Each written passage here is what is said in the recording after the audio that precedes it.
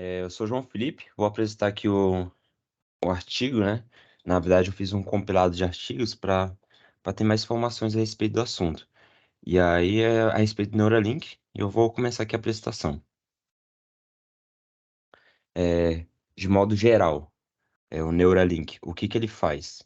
Então, ele estimula eletricamente as células nervosas do cérebro com implantes que se ligam, lá para passar informações para um implante biônico ou então para uma interface cérebro-máquina, que seria um computador, algum outro desktop, alguma coisa assim que a pessoa quer ter acesso. E a respeito dos antecedentes, tem os implantes oculares, que foram desenvolvidos em 1950, né? Por volta ali de 1950. Eles eram implantes que você colocava aqui no ouvido, e ele funcionava transmitindo, né? Transformando sons em estímulos elétricos. E aí, isso era enviado diretamente ao nervo auditivo e você conseguia, né, ouvir pelos estímulos elétricos. É importante ressaltar aqui também que as teses possuem limitações empíricas, ou seja, o Neuralink ele está mais voltado para uma estratégia de marketing para realmente do que realmente ter um funcionamento em si, né? Porque não tem prova científica do seu devido funcionamento de acordo com o seu objetivo final, que é apoiar o pessoal que tem paralisia severa e pessoal que tem dificuldade, né? Controlar o seu próprio corpo, como Parkinson também. E é isso. Esse é um ponto importante de destacar. Proposta do Neuralink. Como eu disse ali, ele foca em ajudar pacientes com paralisia severa a controlar tecnologias externas usando apenas os sinais neurais. Ou seja, seria um implante biônico, ou então uma interface cérebro-máquina ali, né? Um desktop, alguma outra coisa assim que ele queira ter o acesso. O controle de tecnologias externas usando sinais neurais, né? E o desempenho cognitivo e físico seria a respeito, assim, tem pacientes com paralisia severa que vai ajudar ele a controlar os dispositivos externos, só que ele pode ser implantado em uma pessoa normal que busca ter um desempenho cognitivo e físico, que nem a implantação de GH ou testosterona. Ele ia atuar, né, assim, emitindo sinais neurais que possam contribuir para o desenvolvimento da pessoa, né? Aí aqui é um ponto, né? Vida eterna, baixando o cérebro em robôs, buscando preservar memórias e personalidades. Isso aqui é um ponto muito interessante. Eu vou apresentar, né, uma matéria que eu encontrei e tem uma ênfase muito forte nesse ponto aqui. E também o primeiro artigo, ele destaca esse ponto aqui, por isso eu achei interessante colocar aqui. Eu vou comentar mais à frente, a respeito disso aqui. Mas basicamente seria baixar o cérebro da pessoa, né? Para tecnicamente ter uma vida infinita, né? Uma vida eterna. Mas assim, não funciona dessa forma. Aí os artigos aqui que eu encontrei é, Remote Control Individuals, The Future of Neuralink. Ethical Perspectives on the Human-Computer Interactions. Esse aqui seria a respeito, né, de questionamentos envolvendo Neuralink.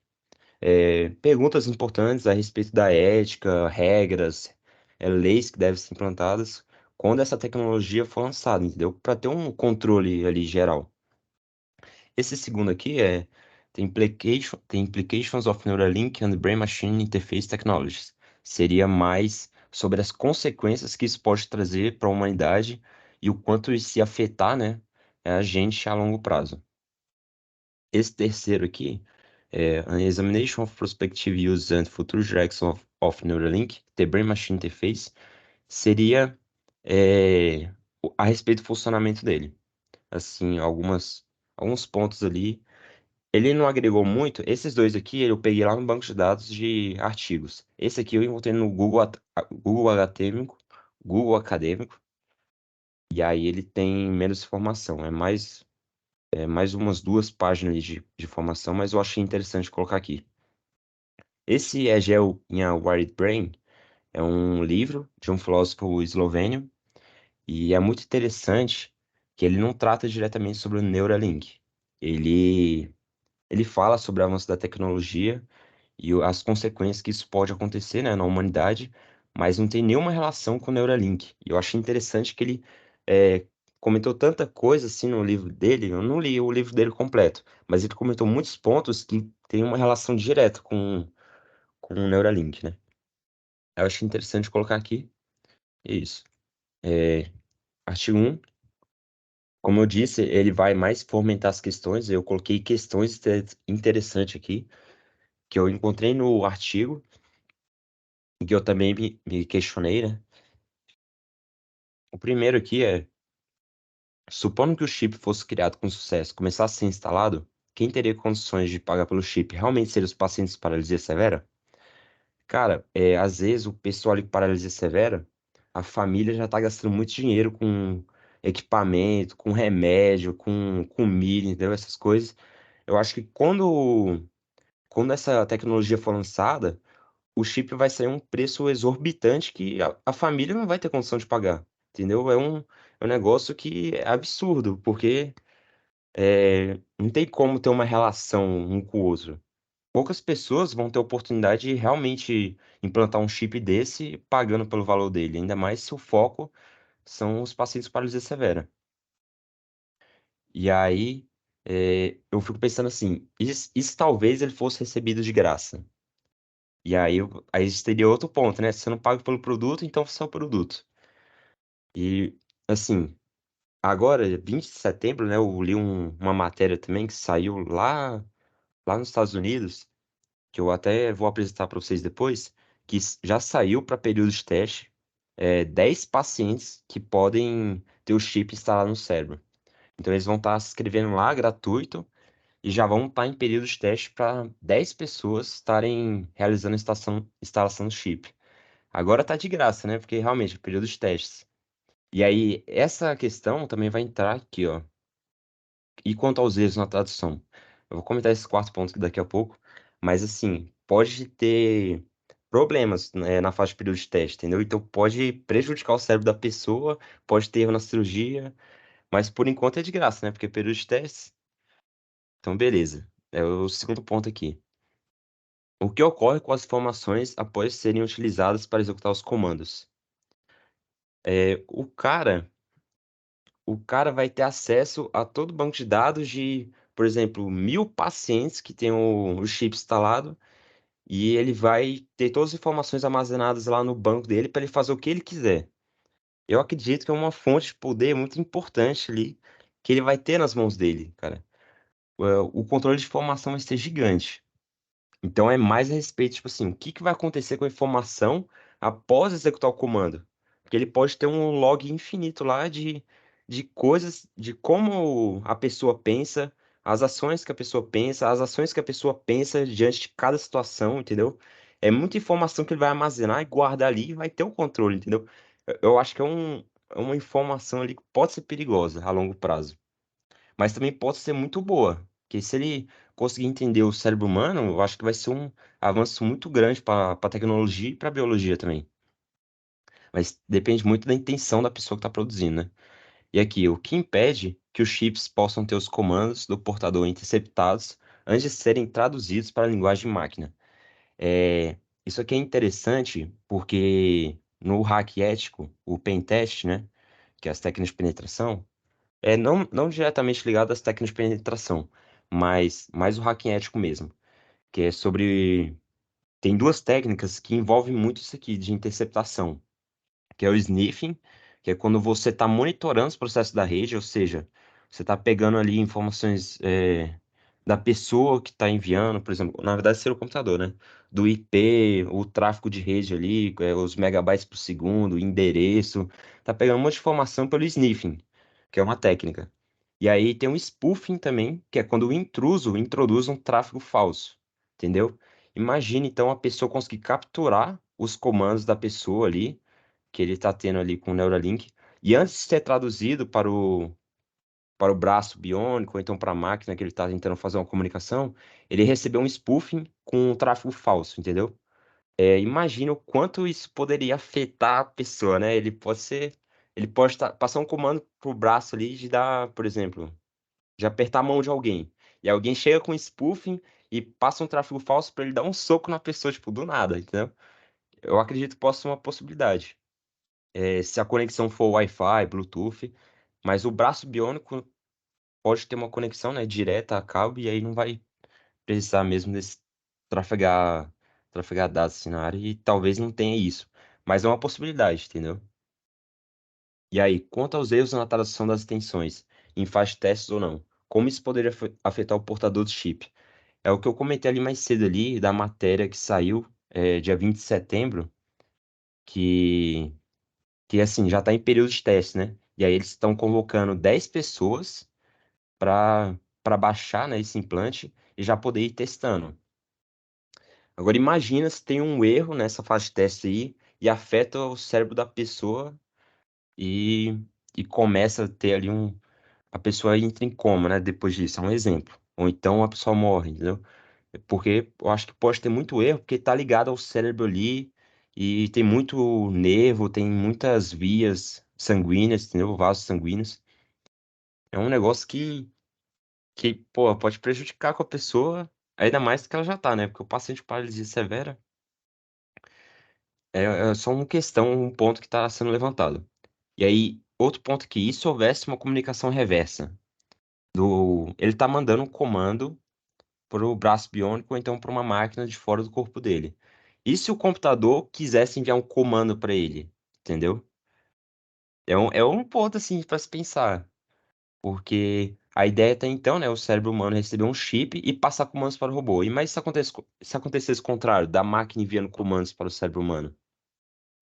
Mas isso aqui estaria mais ligado ao pessoal que quer ter um desempenho físico e cognitivo, que não tem paralisia severa, só quer ter uma melhora, no desempenho dele. E aqui, e se fosse implementado restrições de acesso? Outro ponto interessante também, porque o dono até então é o Elon Musk lá do Neuralink. Agora, e se ele não gostasse, por exemplo, de tal raça de pessoas, falasse, eu vou restringir para esse tipo de etnia, ou então para esse tipo de grupo.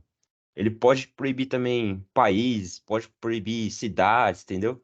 Porque ele tem um controle dessa tecnologia. Então, até então, é uma fonte de poder, né? Que até está no ponto de destaque aqui, é uma ferramenta de poder. É muito forte, muito concentrado na mão dele. Porque não tem pesquisa além dele. Muita pesquisa, né? Além dele. E aqui seria alienação implícita, que é outro ponto aqui que eu vou destacar aqui, que é um grande perigo. Não seria só a gente receber comandos do computador. É um perigo, sim, a gente receber comandos do computador. Mas tirando isso de lado, a gente não saber que estamos sendo controlados. Como assim? A questão é, a pessoa tá lá mexendo no celular. Aliás, peraí, tem que explicar melhor essa questão aqui. Deixa eu pensar um pouco. Como é que eu posso explicar isso aqui? É.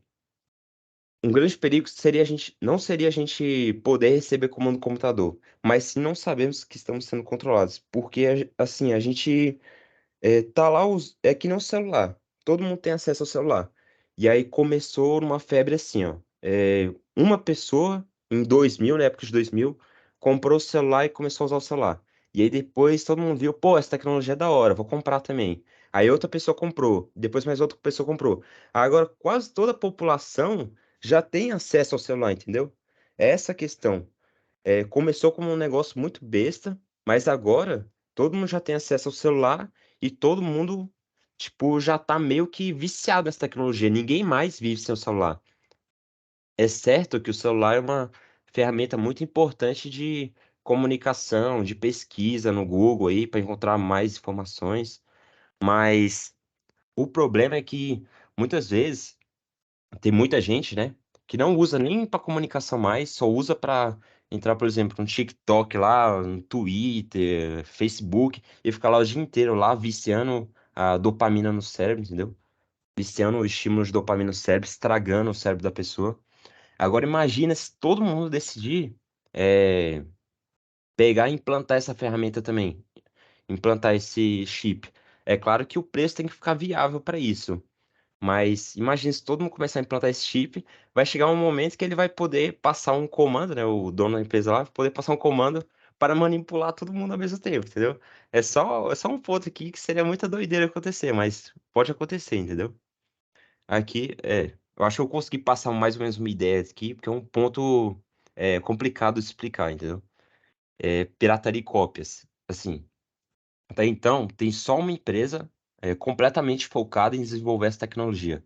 Mas quando ela sair no ar e sair para todo mundo, provavelmente vai ter um monte de empresa que vai falar: porra, legal, acho interessante. Vou fazer igual. Vou tentar comprar um chip aqui e vou tentar fazer um teste aqui e mandar um parecido, entendeu? E aí todo mundo vai começar a ter um embasamento na que já tem para mandar suas próprias. Só que claro que não vai funcionar da mesma maneira, né? Vai começar a vir vai ter muita coisa que não vai chegar nem perto dos padrões que deveriam ter. Por exemplo, um exemplo disso foi o piloto automático, entendeu? Ele colocou lá piloto automático no Tesla, e aí todo mundo começou a colocar piloto automático também. Depois veio a Jeep, depois veio a Volvo, é, Toyota, todo mundo foi colocando. Só que não tem um padrão de qualidade, nem todos funcionam, né? E também depende do ambiente. E aqui no Brasil, com um monte de buraco, o próprio piloto automático não desvia de buraco, entendeu? E aí, a respeito ainda de pirataria e cópias mal feitas, seria, por exemplo, o silicone. Se você for num médico que vai pagar lá, você vai pagar 10 mil um silicone. O silicone provavelmente vai ser bom, né? Vai ter um higiene, o médico vai ter uma experiência, o material vai ser de boa qualidade. Mas se você pagar R$ 800 no silicone aí, em um médico que você nunca viu na vida, sem higiene, com material de baixa qualidade, entendeu? Então, acho que vai ter muita pirataria e cópias de implantes que vão te prejudicar mais do que ajudar. E é um ponto muito sensível, porque você coloca alguma coisa no seu cérebro, né? Entendeu? E ali é muito pior as consequências do que realmente colocar alguma coisa no peito, né? A comparação não tem nem lógica, que a diferença é muito grande de consequência. A respeito do livro, o livro, ele foi destacado nesse artigo 1 também, né? Que aqui seria, ó, duas frases que tá no livro, né? Traduzido, obviamente, porque o cara é eslovênio e o livro tá todo em eslovênio lá. Eu nem conseguiria ler se não fosse tradução. Agora vemos o macaco pensando em mover o cursor na tela do computador e o computador lê suas intenções diretamente em seu cérebro. Mas como seria ter uma comunicação reversa? O computador enviou comandos para o macaco? Seria a respeito daquele ponto ali, ó, que a gente comentou. O que impede que os chips possam ter os comandos do computador? E se houvesse uma comunicação reversa? Seria a respeito do quinto ponto aqui. Está tudo bem que o macaco se comunique tão bem com o computador, mas quem é o dono do computador? Aí, esse aqui seria a respeito do alienação implícita e as ferramentas de poder. Que assim, ele tá fazendo uma analogia lá com o macaco, porque ele, no estudo dele lá do livro, ele colocou os macacos para fazer experiência de teste lá. E aqui ele estaria relacionando a gente com um macaco para ver como é que é a comunicação com o computador, entendeu? Aqui no artigo 2, ele exige que sejam implantados, sejam colocados alguns pontos interessantes, entendeu? E um ponto interessante, né, a respeito da necessidade, são desenvolver, né, padrões sólidos e regras a respeito das interfaces cérebro-máquina, pois os mesmos são capazes de causar grandes distúrbios na nossa liberdade individual, a nossa autonomia, o nosso controle, entendeu? Sobre nossas próprias vidas familiares. Isso pode afetar a gente, de muitas maneiras. Então, precisa de padrões sólidos e regras, para controlar isso mesmo. E aí também tem os riscos, né? Que isso aí pode causar uma reordenação da estrutura da sociedade, né? Pode comprometer a experiência humana básica. Que assim, o próprio celular mesmo, que foi um exemplo que eu já utilizei, ele interferiu muito na nossa experiência humana básica, né? Nas nossas relações sociais. Se o cara passar o dia inteiro, todos os dias, mexendo no computador, no celular, ele vai ter um déficit ali de relações sociais. Às vezes ele não vai nem conseguir falar em público mais, de tanto que ele está viciado ali numa tecnologia. Isso aqui também pode acabar, né, afetando com essa tecnologia. E aí podemos afetar diretamente grandes pontos de poder e influência como líderes religiosos, políticos, presidentes, porque é uma tecnologia que promete muito poder, né? A gente não sabe ainda se ela realmente vai funcionar, mas até então é um dispositivo que está prometendo muito poder. Promete, né? E interesses e valores divergentes seria a respeito por exemplo, o governo tem um interesse, tipo, um governo tem um interesse. Aí o governo, o país vizinho já tem outro interesse. Empresas também, investidores, consumidores. Agora, essa divergência de interesses deixa muito complicado criar um sistema que leve toda a sociedade em conta para assim, desenvolver um dispositivo que atenda a todo mundo, entendeu? Então, um grande desafio aí, atender a todos, por isso é um dificultador. Aí, a respeito do artigo 3 aqui, ele tá falando mais a respeito do funcionamento, né? Aí ele fala que o primeiro ponto para conseguir implantar, né, e realmente usar o Neuralink, o primeiro ponto seria a implantação cirúrgica do link, e esse link, ele contém eletrodos em áreas específicas do cérebro. Então, esses eletrodos vão ser os responsáveis para passar aqui para o segundo ponto, entendeu? Então, o primeiro ponto é implanta o link, que tem eletrodos em áreas específicas do cérebro. O segundo ponto, com esses eletrodos em áreas específicas do cérebro, ele vai gravar a atividade neural, entendeu? Ele vai gravar a atividade neural, e aí, depois disso, vai fazer a leitura de sinais desses sinais aqui que foi gravado. Ele vai fazer a leitura de sinais, e depois de fazer a leitura de sinais, ele vai ter que enviar para a máquina, e depois de enviar para a máquina, ele vai ter que Isso, gestão traduzir. contratual. Ele vai ter que traduzir esses sinais que foram enviados, e aí sim os comandos vão ser executados. Então, são esses 5 passos aqui para realmente funcionar. Implantação cirúrgica com eletrodos em áreas específicas, gravação da atividade neural, a leitura de sinais, de certa forma, vão ter que receber lá no computador e fazer a leitura, vai ter que traduzir, e depois de traduzir, vai executar os comandos. E aqui ainda a respeito do artigo 3, é uma frase lá que está no artigo. Embora a implantação do dispositivo exija tanto um robô do Neuralink quanto um cirurgião especializado, é necessário um amplo treinamento por parte do neurocirurgião para aumentar a familiaridade e segurança com a máquina. Uma vez que a intenção do tamanho minúsculo do eletrodo, era necessário neurônios protegidos anatomicamente sem prejudicar vasos sanguíneos adjacentes. Então, é uma questão que assim, até o robô para fazer a cirurgia vai precisar estar num nível absurdo de. Vai ter que estar num nível avançado absurdamente para realmente conseguir fazer isso. Então vai depender de muito investimento no chip, vai depender de muito investimento no higiene ali do local onde vai fazer a cirurgia. Vai depender de muito investimento ali no robô responsável por fazer essa microcirurgia, entendeu? Vai ter que ter um investimento na pessoa especializada na monitoração desse equipamento e no processo durante a cirurgia. Então, isso tudo aqui agrega ainda mais no valor final do produto, entendeu? E aqui acabou, e eu vou apresentar aqui as matérias que eu achei interessante. Aquele ponto lá que eu falei, que era a respeito das pessoas baixarem o cérebro. Ó, é aqui, ó. Vida eterna, baixando o cérebro em robôs, buscando preservar memórias e personalidades. Seria a respeito dessa matéria aqui. Ele, numa entrevista, tá aqui, ó.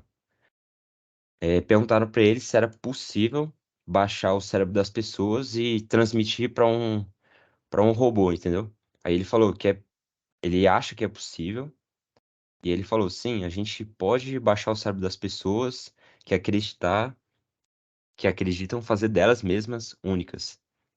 Agora, a gente não acha, a gente não acha que é possível manter seu corpo mais, mas definitivamente a gente pode fazer a diferença, preservando as memórias ou a personalidade. Eu acho que a gente pode fazer isso, entendeu? Então, teoricamente, é, o corpo não teria como preservar, né? Mas as memórias, a personalidade da pessoa, ele talvez conseguisse pegar aquilo ali e colocar no robô, entendeu? Talvez isso aqui é uma ideia que fica no ar. A gente sabe que agora, pelo menos agora, tipo, 2023, eu acho que não é possível. Acho que vai demorar mais uns 30 anos aí pra gente ter ideia de alguma coisa parecida com isso, entendeu? Mas não sei, ele falou que acha que é possível. E aqui, ó, a respeito de outra matéria, eu até falei aqui, ó, 20 de setembro, que ele começou a fazer o testes com humanos da implantação em testes humanos, né? E aí tem que ter os pacientes com paralisia. Aí ele fala aqui mais a respeito, e eu lembro que eu vi um ponto aqui que era 10 pessoas. É, eu vi aqui que ele foi liberado só para 10 pessoas já para poderem começar a fazer os testes, entendeu? Desse chip. Aqui, ó. Esse aqui é do Metrópolis, eu não dou muita credibilidade não para Metrópolis, G1, essas coisas.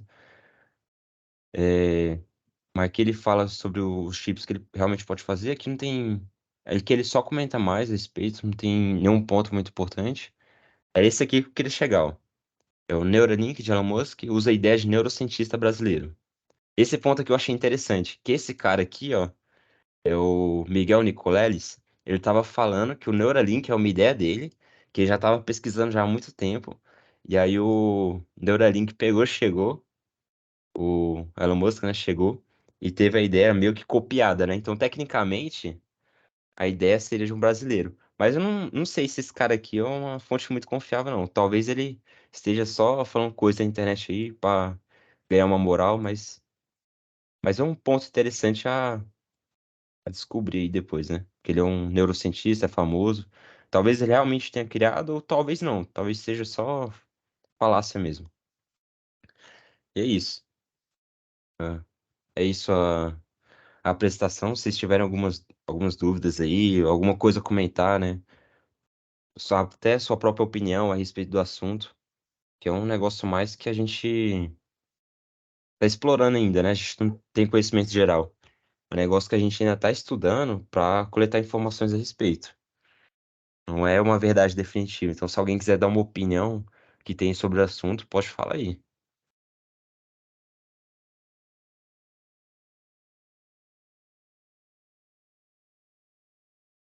É isso. Se vocês quiserem falar alguma coisa aí, perguntar. Interessante. Ô, João, interessante aí esse projeto aí, essa ideia aí. E você falou que já está funcionando, né? Já estão testando isso? Como é que tá isso aí de fato? Então, eles liberaram dia 20 de setembro. Faz cerca de 20 dias que liberaram. E aí liberaram para 10 pessoas já poderem ir testando, entendeu? Eu ainda não tenho o resultado aqui de é, como realmente teve resultado isso aqui, o que que tá acontecendo. Mas dia 20 de setembro aí já liberaram a inscrição para as pessoas poderem ir testando, entendeu? Interessante, né? Muito, muito bacana isso aí, cara. Muito legal.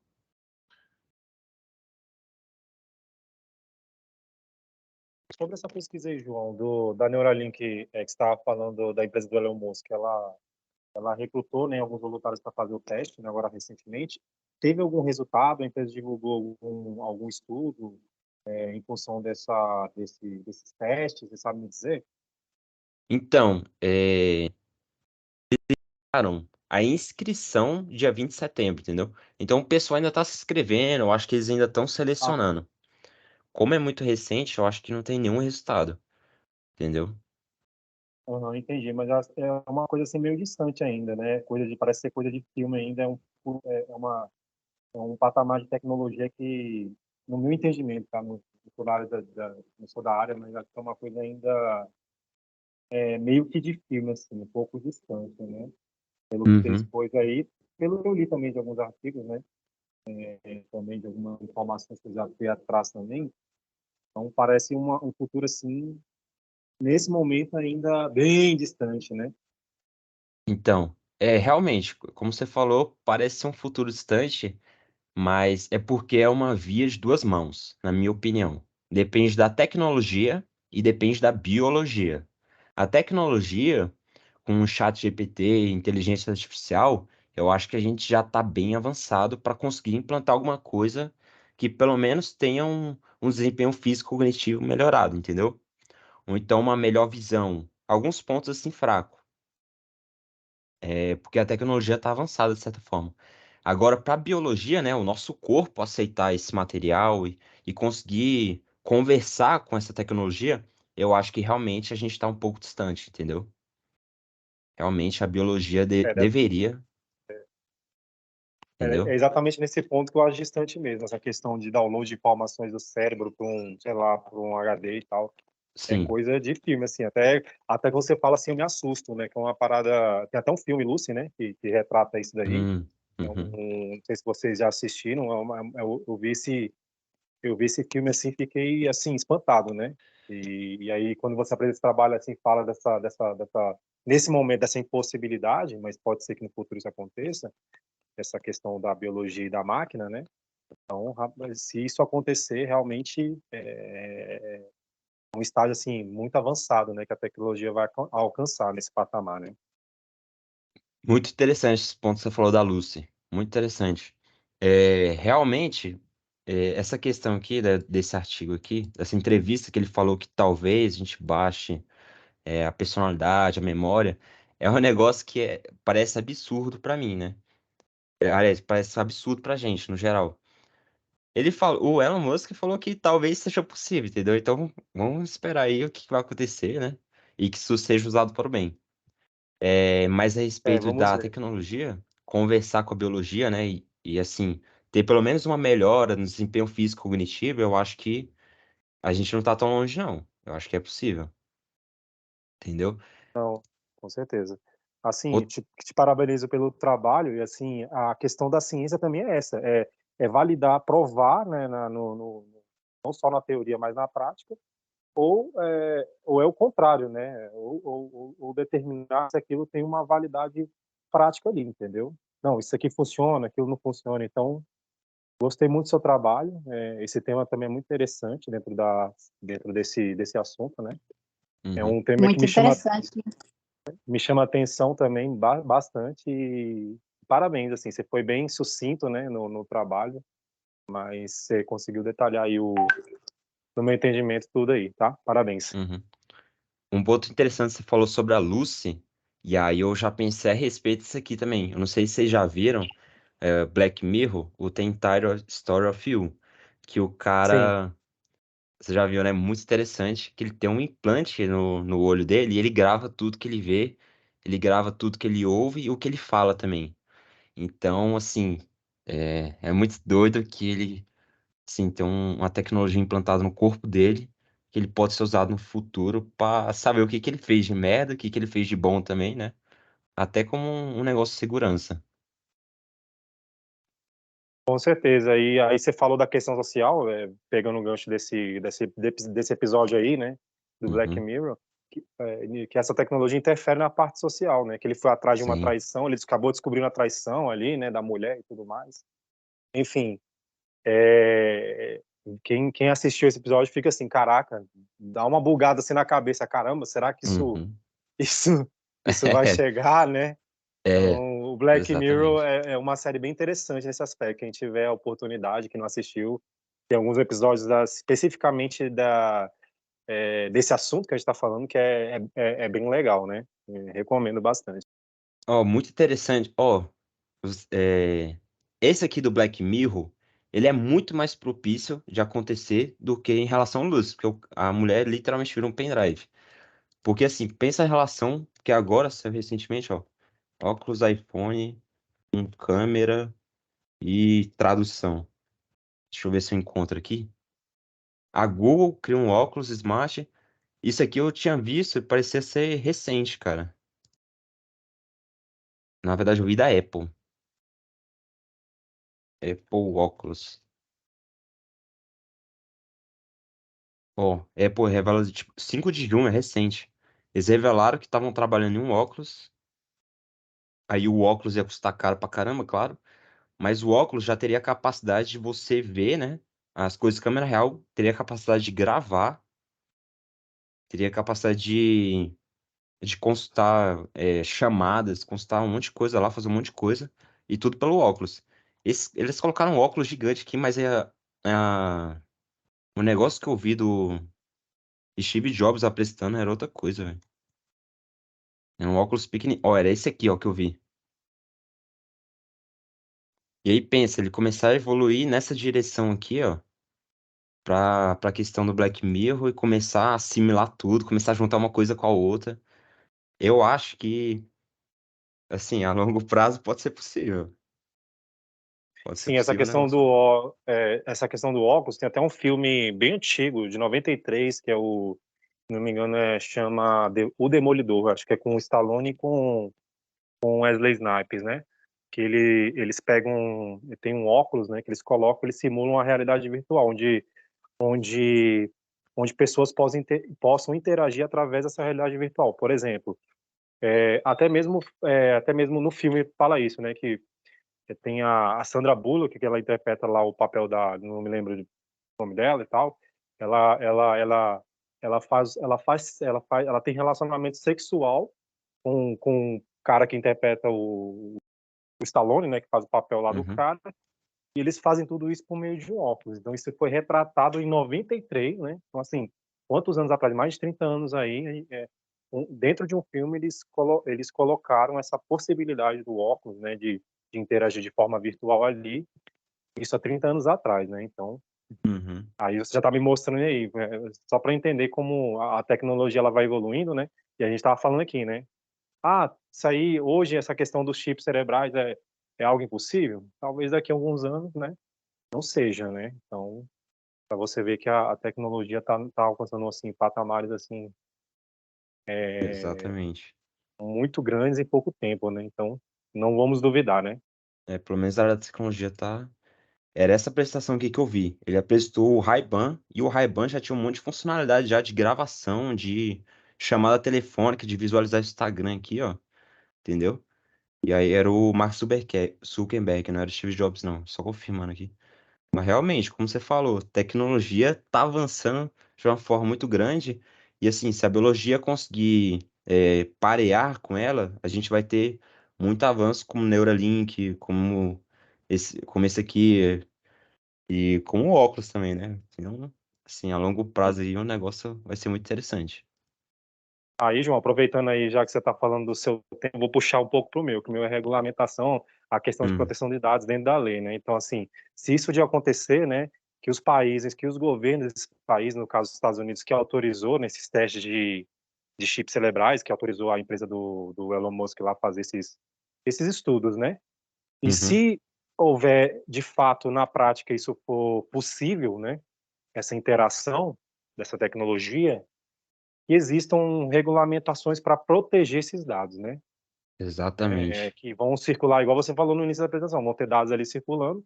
Esses dados eles podem estar à mercê, né, de hackers, né? Pessoas que estão tentando interceptar ali aquele sistema, né? É o E, spoofing.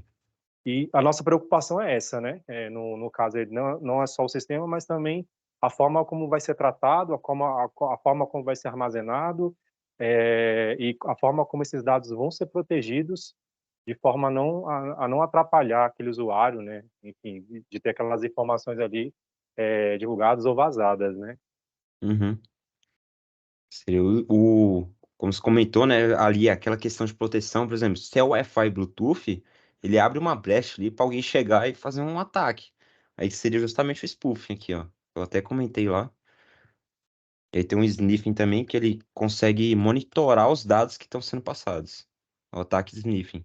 Ele tá ali monitorando ali o contexto, tá olhando ali os dados, entendeu? Ele tá capturando o tráfego. Então, eu acho que é dois tipos de ataque que, se essa tecnologia for implantada, tem que ter um cuidado muito grande para monitorar isso, né? Com certeza, né? Quando você está apresentando, eu tive essa preocupação. Mas é isso, eu gostei muito do seu trabalho, é um tema, assim, que particularmente me chama muita atenção, entendeu? Uhum. Muito, muito legal mesmo, muito bacana. E espero que existam mais artigos, né? Não sei aí, eu não pesquisei, mas espero que tenham mais estudos, né?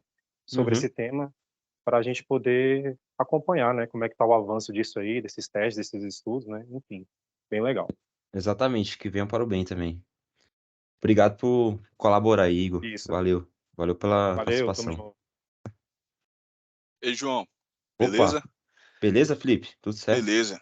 Cara, eu separei quando você apresentou ali, um dos pontos, que é o ponto 3, que você até voltou no assunto agora, né, que é o que impede chips possam ser comandados, portadores interceptados, lá no artigo 1. Sim.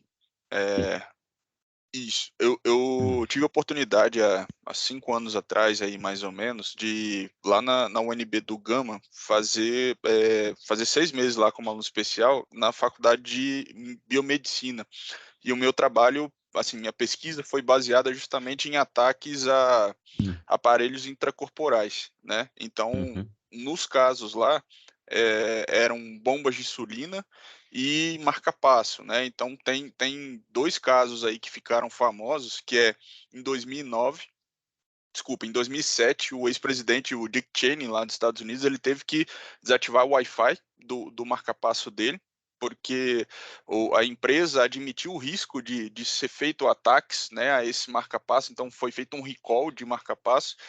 E em 2016, a Johnson Johnson ela também fez um alerta aos governos dos Estados Unidos e Canadá de que as bombas de insulina dela, por ser controlada à distância, estava com risco de serem atacadas, né? E aí um ataque relacionado a algum dispositivo intracorporal é fatal, né? Bomba de insulina, insulina que é implementada uma quantidade a mais do que poderia em um marca-passo, que, né? E aí uhum. a minha dúvida é, dentro da sua pesquisa, você viu algo relacionado a um estudo de segurança? Em algum ponto, foi citado algum estudo de segurança mais aprofundado sobre essas questões, os riscos e tudo? Então, esse artigo 2 ele focou bastante a respeito dos padrões sólidos, das regras que precisam ser implantadas para ter um controle geral, entendeu?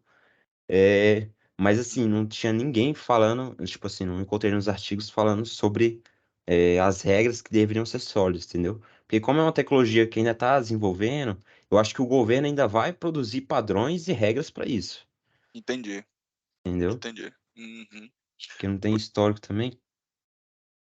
Exatamente, E né? aí, quando ela for lançada e for implementada, aí o pessoal vai vendo que se adequa melhor e como é que vai funcionar, né? Por exemplo, o nervo biônico, eu acredito que não pode ser Bluetooth ou Wi-Fi, porque vai ser muito fácil de interceptar. Então Uhum. teria que ter uma forma de fazer uma ligação ali direto no implante biônico. Agora, com uma interface cérebro-máquina, né, um computador além do corpo, então aí poderia ser o Bluetooth e o Wi-Fi. Porque não teria como colocar um fio ali conectando direto no computador o tempo todo, entendeu? Pois é, esse ponto é o ponto que mais chamou atenção nos estudos, que falava que a maior dificuldade de dispositivos intracorporais é justamente a manutenção, né? Uhum, Porque quando o paciente vai fazer alguma manutenção de rotina, é necessário uma nova operação, né? E aí é por isso que entrou a questão do Wi-Fi, do Bluetooth, enfim, uhum. deles tentarem facilitar isso, mas isso torna também, traz esse risco, né, aí que você trouxe.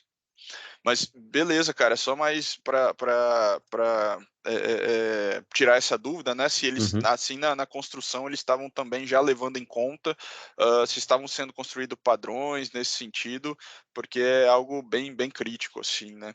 Mas parabéns pelo trabalho, João. Valeu, cara. Opa, muito obrigado, Felipe. Muito obrigado. João, parabéns pelo trabalho aí. Opa, Eu estava observando justamente essa parte de conseguir colocar de novo memórias externas dentro, assim, né, no cérebro, para a pessoa fazer essa lembrança assíncrona, por exemplo. É, no meu curso anterior, a gente discutia muito sobre isso, e eu acho que do jeito que está sendo proposto, assim, é bem. É um pouco longe da realidade biológica, né? sim. Vou trazer a parte biológica, porque, assim, o cérebro, ele não tem um padrão matemático exato para criar as memórias. Então, você pode apresentar o mesmo fato para uma pessoa, o mesmo fato para outra pessoa, e, na verdade, o que a gente conhece como memória é uma interpretação do cérebro. Então, a depender de diversos fatores, as memórias criadas vão ser diferentes. Então, eu acho arriscado dizer que, sei lá, você vai induzir as sinapses a se conectarem de uma certa forma, que formam uma certa memória, Uhum, porque isso é muito induzido pela vivência da pessoa, isso é muito induzido pela criação dela, pela forma como ela vê o mundo, e pensando assim, né, depois também existe aquela questão de criogenia, né? Ah, vou congelar o corpo, vou conseguir preservar, e aí eu coloco essas memórias em outro tempo. Mas, por motivos óbvios, não tem muito teste em relação a isso, né? Então, não se sabe também se a memória tem prazo de validade, por exemplo. Então, se uhum, você colocar fizer esse tipo de procedimento em uma pessoa mais nova, ela vai formar, porque na verdade você não está colocando a memória, você está induzindo a formação de uma nova memória que aquela sim. pessoa vai interpretar como se fosse uma memória antiga, mas na verdade é uma memória nova. Então, justamente pelo fato de ser muito impreciso, que eu acho que assim, existe formas de fazer isso, inclusive métodos de tortura, eles mexem muito com as memórias da pessoa, porque você consegue induzir que ela crie uma realidade paralela, que ela se veja de forma completamente diferente, Uhum, mas não dá para garantir que vai ser a mesma memória. Então, é por isso sim. que eu achei interessante essa tentativa, mas eu acho que poderia funcionar para coisas pequenas, né? Mas memórias com muita carga emocional, por exemplo, talvez não. Realmente, Larissa. Assim, esse ponto aqui eu também achei uma doideira, mas eu achei interessante colocar porque o próprio Elon Musk disse que talvez fosse possível, né? Provavelmente tirar a memória que não tinha antes do chip, eu acho que não tem nenhuma possibilidade. Mas talvez se ele implantar o chip e for guardando informação, informação, informação ao longo da vida, talvez, bem talvez mesmo, tenha uma possibilidade de, por meio dessas informações, conseguir é, copiar, sabe? Fazer um clone ali, meio meia boca, sabe? A respeito da personalidade, da consciência da pessoa. Provavelmente não vai ser exato, né? Porque vai ser um clone ali de acordo com algumas informações, não vão ser todas as informações da pessoa. E é isso. E assim, outro ponto interessante é que, assim, ó, o próprio Sigmund Freud, sobre sonhos. A gente passa, tipo, 30% da nossa vida dormindo. 30% da nossa vida dormindo. E o pessoal da biologia, assim, não sabe explicar muito bem essa questão de dormir, de ter sonhos, pesadelos, o quanto isso afeta no nosso inconsciente, no nosso consciente. Esse aqui é o livro que mais tem informação sobre sonhos, essas coisas. E mesmo assim, não é uma coisa completa, porque é um livro de 1900 e hoje, 2023, o livro Referência de Sonhos é um livro de 1900, cara. Entendeu? É um negócio que eu fico, poxa, a gente passa 30% da nossa vida dormindo, e mesmo assim a gente não tem esse tanto de informação que a gente deveria ter. Eu acho que ainda falta muito estudo em diversas áreas da biologia para a gente conseguir fazer alguma coisa interessante com a tecnologia no nosso corpo, entendeu? Então, para a gente avançar para uma sociedade cyberpunk, falta muito. Eu sei que cyberpunk é sacanagem já, é zoeira. Entendeu? Sim, sim, mas eu achei muito interessante esse trabalho. Parabéns. Uhum. Muito obrigado, Larissa. É isso, pessoal. Se vocês tiverem qualquer mais ponto a acrescentar, qualquer coisa.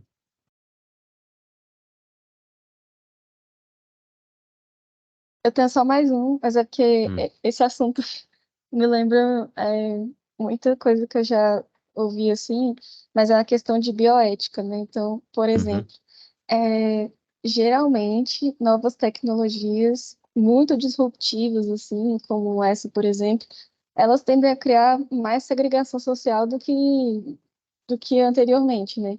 Então, por realmente. exemplo, quem teria acesso a poder fazer isso? Isso seria política. Não, tipo assim, eu sei que não é o foco do trabalho, mas é só porque toda vez que eu vejo uma questão dessas, é uma indagação que eu tenho, né? Toda vez que existe, por exemplo, viagem espacial, que agora está sendo um pouquinho mais popularizada, né, entre bilionários. Mas Uhum. até que ponto isso é bom para o planeta? Até que ponto isso deveria ser regulamentado? Até que ponto isso é benéfico para a humanidade?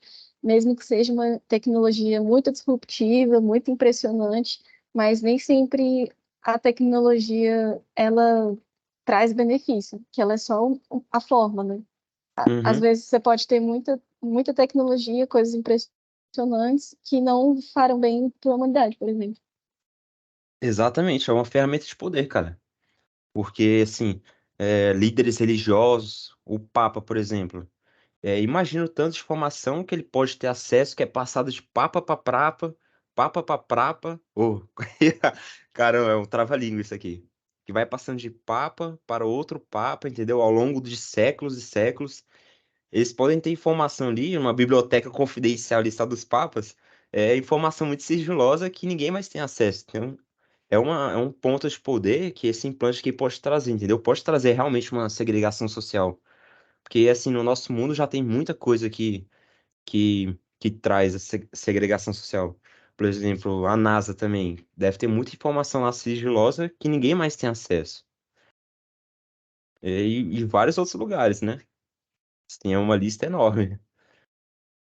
Mas quase tudo na humanidade, porque nem sempre o pessoal tá bem intencionado, né? Vai trazer uma segregação social, vai trazer uma distinção ou vai afetar alguém negativamente.